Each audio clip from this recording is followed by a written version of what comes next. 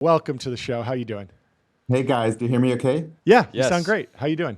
Great to see you. I'm awesome. I'm so excited to be here. Love the show. Great to see you, Fantastic. John and Jody. Great to have you. Can you kick us off with just a recap of the announcement? What's going on today? Give us a little bit of your background, and then we'll go from there. Yeah, I'm so excited. Today we just announced that we have raised $320 million in new funds. This is Neo's Congratulations. fourth, thank you. It's our fourth fund on the heels of really successful bets on companies that we were the seed investor in, like Cursor, Hmm. Kalshi, Blue Sky, and Hmm. many more.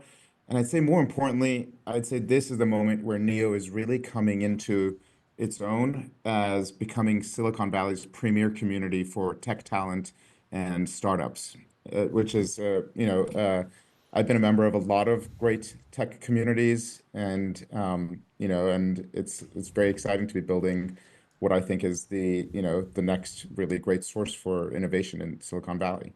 Yeah. Can you talk Amazing. about some of your Congratulations. early career investments and how your strategy around investing at the earliest stages has evolved over the last I don't know, it's been like 20 years of investing for you, maybe more. Yeah. How long have you been doing Well, this?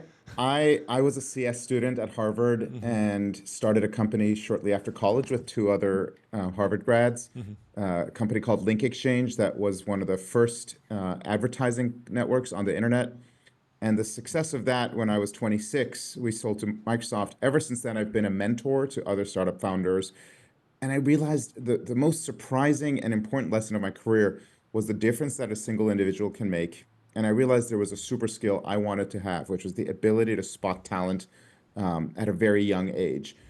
At the time, it was trying to hire the smartest young people to join my company, but then this kind of uh, pivoted towards being a mentor to young founders and then an angel investor in those founders. And so I was fortunate enough to be really early in companies like Facebook, Dropbox, kind of Airbnb. I missed the very early round when Brian Chesky accidentally kind of pitched me in a restaurant. He was not even at my table. It was like a chance You're just encounter. listening But I over.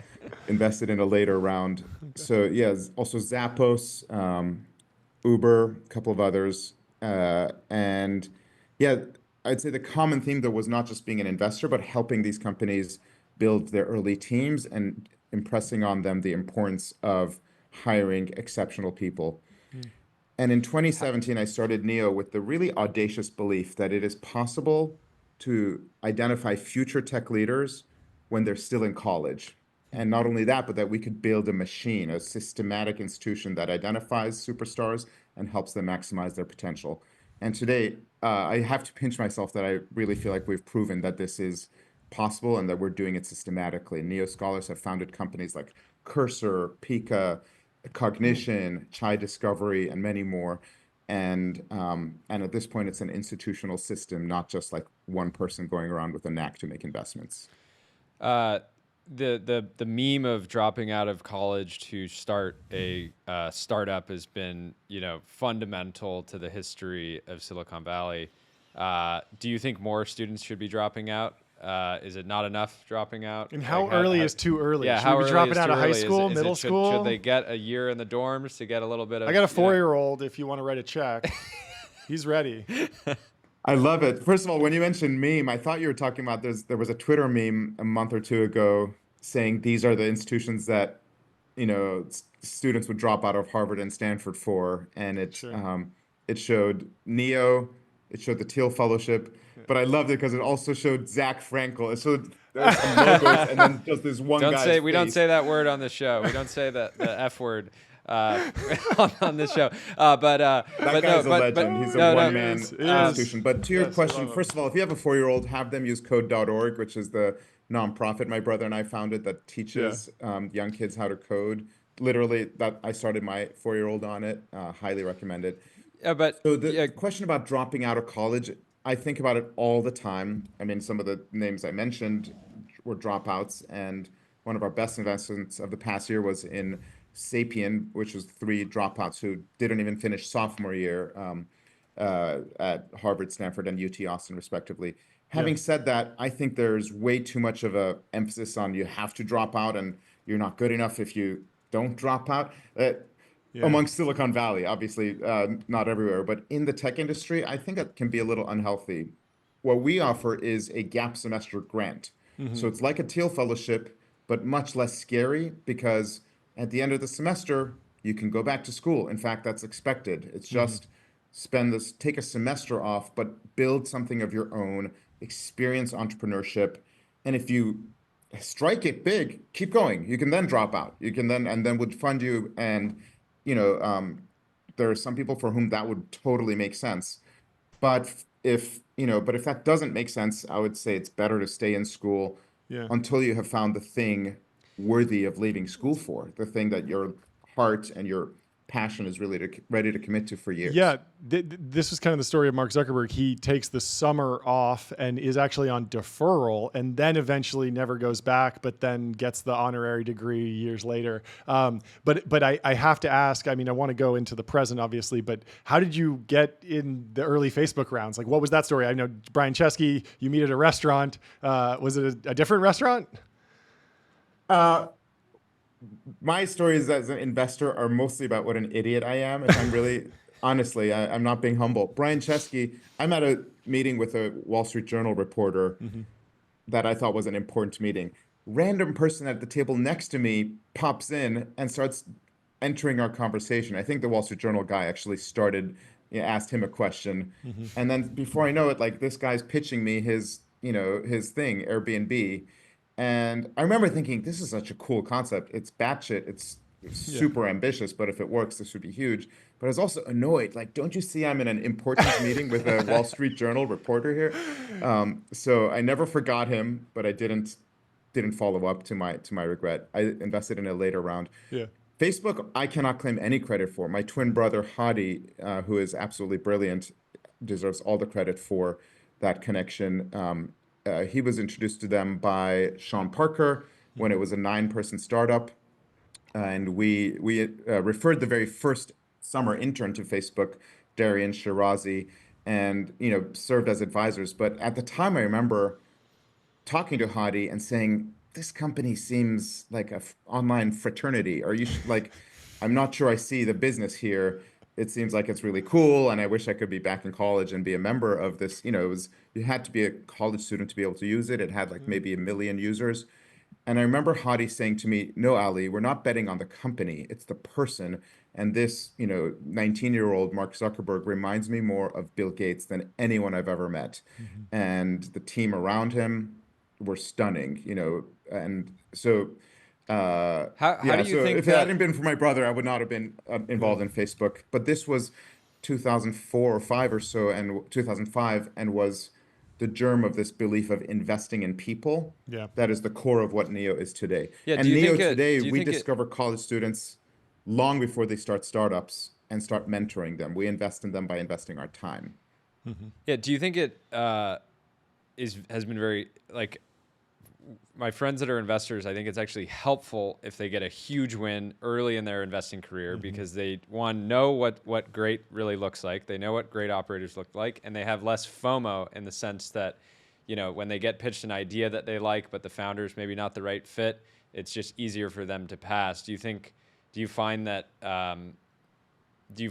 Like getting big early wins has allowed you to be a Maybe more better risk on even. yeah, more risk on, but also just being okay, not like having that sense of FOMO, being like Sure. I like this idea, but I'm not going to invest, that Yeah. kind of thing. Yeah. Um, I'd say I still have all sorts of insecurities, both the FOMO as well as, sometimes being unsure about whether something is the right investment. But what I've definitely got incredible confidence about is my ability to spot talent. And when I started Neo, this idea that you could find future tech leaders when they're still in college, this was a, you know, kind of a crazy suggestion. Now I feel incredibly sure about not just my ability, but the company's ability to do that. But the other thing I'd say for me, I would say my path as an investor has grown more from my mistakes than from those early wins. I remember when the smartest engineer at my own startup left to start something. He was a contractor. This guy, Max Levchin, who was 22 at the time, started what was called Confinity, which became PayPal, we all knew Max is brilliant, brilliant as an engineer. And we also all thought that Confinity was kind of a joke. It was like an app for the Palm Pilot to send money with infrared. And today, I would just say if Max is involved with anything, how whatever involvement, I would invest in it because of the person. Whereas back then, as a 26-year-old, I had a lot of hubris. I had just sold my company. I thought I'm the, bee's knees. And so when you're too arrogant as an investor, you start trying to pretend like you're the smartest person in the room and poke holes in the other person's idea and like come up with ways it would fail. Whereas today, my approach is maybe I'm not the smartest person in the room. Let's figure out if the other person is actually the smartest person, even if they're half my age. And if so, and if they're committing their life to something, I just want to, support them and help them. And maybe I have wisdom to give or ways to help, but not miss out in any way. I should say similar miss, same time frame, 1999 or so. My um, one of the smartest people from Harvard Computer Science, Craig Silverstein, kind of reached out to a whole group of us saying, "Hey, I need advice. I'm joining as the CTO of this startup. My Stanford PhD friends Larry and Sergey are starting." And I remember thinking, poor Craig, he used to be so smart. Doesn't he know there's 10 other search engines, this Google company, just because they have a better algorithm, you know? And honestly, it was a foolish business idea. Like if you were to apply kind of MBA type, is this a good business plan? You'd be like, it wouldn't make sense. What made sense is that the people were freaking brilliant. And today I would, in a heartbeat, bet on people of that caliber, even if they're taking on much bigger companies. Uh, Those are great besides stories. raw intelligence, what are you looking Yeah, for? what's a conversation with you like if you're a sophomore in college? What are you looking Well, I for? mean, the one to talk about is Michael Truel, the CEO, now the CEO of Cursor. Mm-hmm. I met him when he was a rising sophomore between freshman and sophomore year in college, when I was interviewing him to become a Neo Scholar.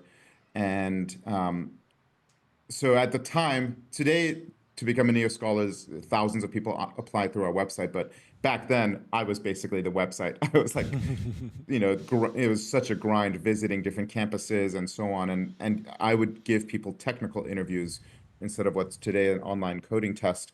So I gave him a coding test equivalent to what it would, to evaluate whether he could get a job at a big tech firm or so on. He crushed it within the first 10 or 12 minutes, which meant we had the rest of the hour.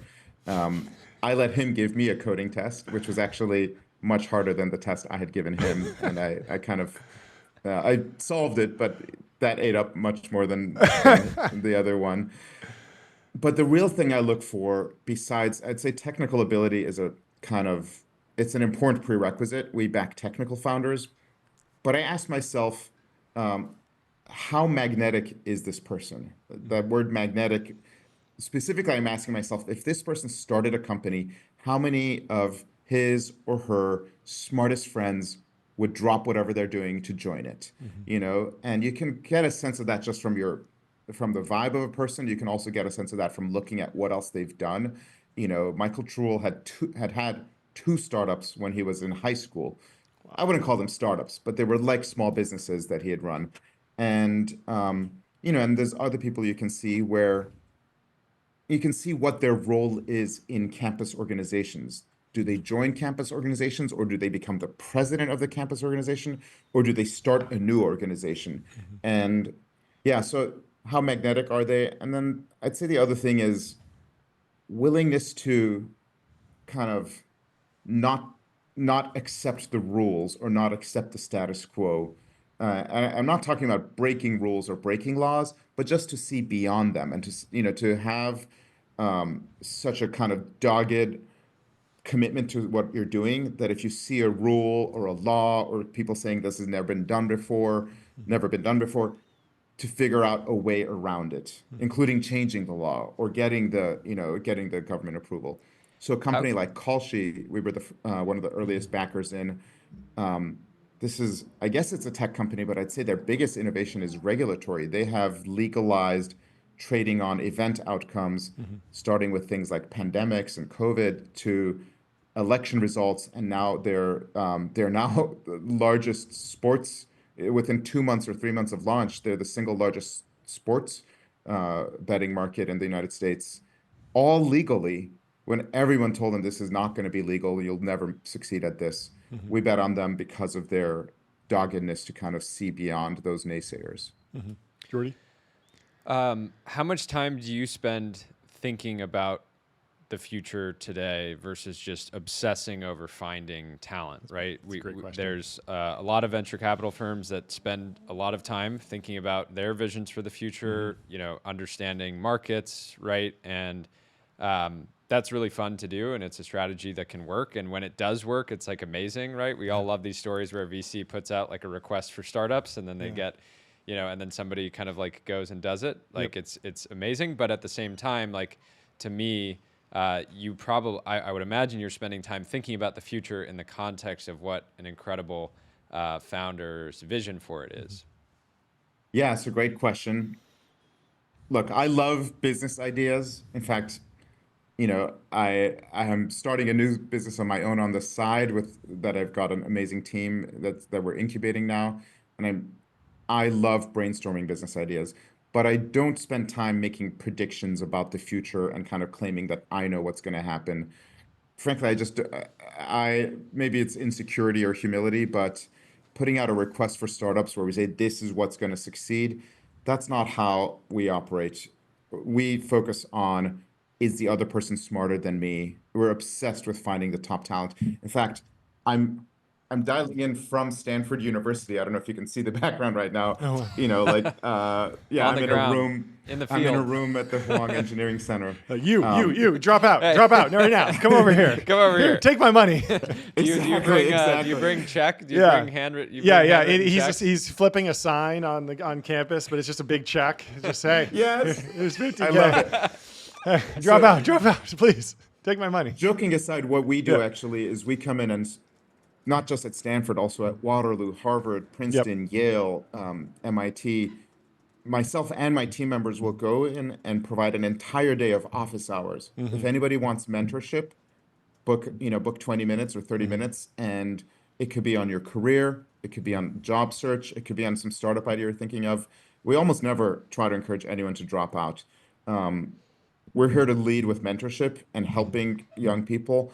And by the way, I don't even define Neo as being a VC firm. If you look at our website, we call ourselves first and foremost a mentorship community. Our North Stars are at mentorship and community, and our business model is investing.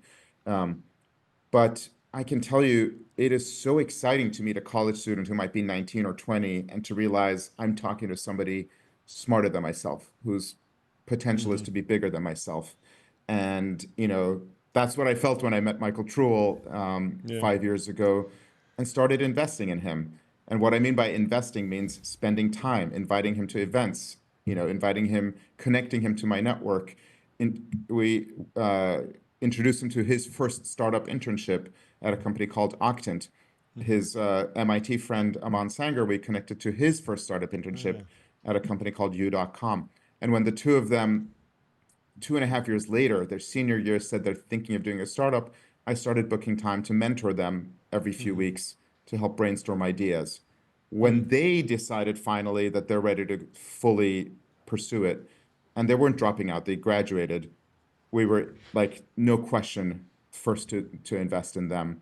And That's amazing. at the time, it was just two guys and an idea, and they even changed the idea. Yeah. So we were just investing in the two Do guys. you end up? I'm curious. How many times a year do you end up having one of these founders, saying like, "Hey, can you talk to my parents? Like, they want to know if This is a story with Michael Jordan. Yeah, Yeah, like, when they were recruiting, I feel they like went to this the happens family, a lot. You they're want like, "Hey." you want like total alignment between the entrepreneur and the family. Like ideally, it's not necessary, but I'm curious. I'm sure you've had some of those conversations, being like, "No, I'm going to give your son $1 million, and yes, they're not going to have a degree, but like they have a real I think not every parent understands that just getting across the line and raising venture capital is a signal to the market that's similar quality in many ways to a college degree. what I love about this question is that you recognize the human part of what's going on. This is not just like, oh, how much money or so on. It's not just about startups. We're talking about human beings who have the same hopes and fears and parents as you and I do. And I love that you are in like 20 minutes thinking of the things that it's taken us a few years to think of. But yes, I speak to parents every year, a few one-on-one type Zooms. But this year we actually created an event called Parents Weekend where we flew out the parents of the No Neo way. Scholars That's all awesome. for like a weekend long of like talks by Scott Wu from Cognition and other people who, whether they dropped out or started a company a couple of years after college, leaders that the parents could look to and see, oh my gosh, yeah, I guess my daughter or son could end up being like this person, and this is legit, and it's not riskier or less prestigious than getting a job at, you know, OpenAI or Ramp or whatever big Yeah. big company. Can you talk a Uh, little bit about the business model right now? I mean, if you take a scholar who is going to do something entrepreneurial for the summer, is that like we're setting up a C corp for you, we're taking 7% or something like that, and then if it winds down at the end of the summer, you go back to school, that's fine, but we're set up for the corporate journey and just putting you on Sand Hill Road and raising a mango seed? Or is it more like, Teal Fellowship's a nonprofit, but then obviously once you do the Teal Fellowship, you go out and raise, and, plenty of people aligned with the Teal Fellowship have, access to those deals, et cetera. But how do you think about just mechanically going through a partnership with you? yeah, so um, in some ways, I would say we are the signal of Mm-hmm. finding the great undergraduate talent that Mm-hmm. the Teal Fellowship once was. Um, you know, if you talk to anyone at top universities, what they'll tell you is you apply to become a Teal Fellow after you've dropped out and after you've raised $3 to $5 million in funding, then become a Teal Fellow. And the majority of the Teal Fellows followed that path. They became a Teal Fellow long after raising money, long after dropping out of college. We identify people years before they might start a company. And the main thing we offer them is not cash, it's the network and the mentorship and the real care and attention to helping them figure out whatever path is best for them. That might be graduate school. It might be getting a job at OpenAI. Last year, OpenAI hired all of their new grad hires through Neo. Hmm. And it might be a job at a startup. If they want to do, though, like you said, do their own thing, the way we are currently structuring it is a gap semester grant. So it's not a Mm-hmm. summer, it's a gap semester because we want that person to show a little sacrifice. If it's a summer program, it'll attract, entrepreneurs who are Yep. just kind of looking for a summer camp and, oh, this will look good on my resume instead of interning at Google. There might be other programs that do that, but Yep. our view is if we're going to give them a grant, we'll offer them a chance to take a semester off with other students doing the same thing in a shared workspace. So we provide shared space, Mm-hmm. community, so you're not alone, and $20,000 equity free, just grant, Grant. Yeah. and mentorship on a week to week basis. I'll Yep. spend time with them. We have other mentors who spend time with them. But this aspect of being in a shared space and having the other students who are doing the same thing is very different than programs like the Till Fellowship. So of the Um, 350 that you just raised, how much will go to that? some of that's going to grants, and then some of that's going to probably like participation in seed rounds once the C corp set up. And then, but then like, Absolutely, are you yes. trying to do pro rata? Are you trying to concentrate into the best companies as they grow, or will you set up a separate growth vehicle, or is that just not in the cards? We're not planning on doing a growth vehicle, Mm-hmm. and this is a very conscious decision because Yeah. it sounds like you're quite familiar with how VC works. The standard path, if you're a VC and you're ambitious and you want to be number one, the Mm-hmm. standard path is to raise more and more and more capital, which means invest in later and later rounds and become over time an asset collector. It's, Well, you got in to the go industry, it's public. called, That's the new yeah. hot thing in 2025. If you're not taking your firm public this year, what are you doing? Exactly. But yeah, the industry term for it is AUM bloat, assets under management bloat. And we consciously thought about this and said, that's just not us. That's Mm-hmm. not what we want for our future. We would rather bet on our own returns. We would rather grow in quality than quantity. We'd rather stay small. So the program I mentioned for college students only accepts 20 to 30 NEO scholars a year. We also have an accelerator, which we haven't talked a lot about, but it is aiming to be the most selective program for young technical founders there is, and it offers 600K, standard deal to participants. That's only funding 20 companies a year. We want to stay selective rather than ballooning and growing based on volume. And that said, we're also very ambitious. So we were thinking about what's our path for growth? What's our plan for world domination? And it's betting more on our own returns. And what that means is this fund, even though it's barely larger than our last fund, our partner's investment, meaning my own money from my pocket into this fund, is far more than any of our previous funds. In fact, it's about the same as all the previous funds combined. And so we are going to be betting a larger and larger share of our own money into our funds over time, and essentially betting on our own ability to identify killer talent and killer We companies. love betting. We love betting on yourself, your own fund. All in. Congratulations on the fund. It's been Thank fantastic talking to you. Thanks so much for Yeah, I'm coming on the excited show. to see the new scholars and companies coming out of NEO. Yeah. And then Thank you snipe so them much. and do the rounds before Ali can get to them. Yeah, Just kidding.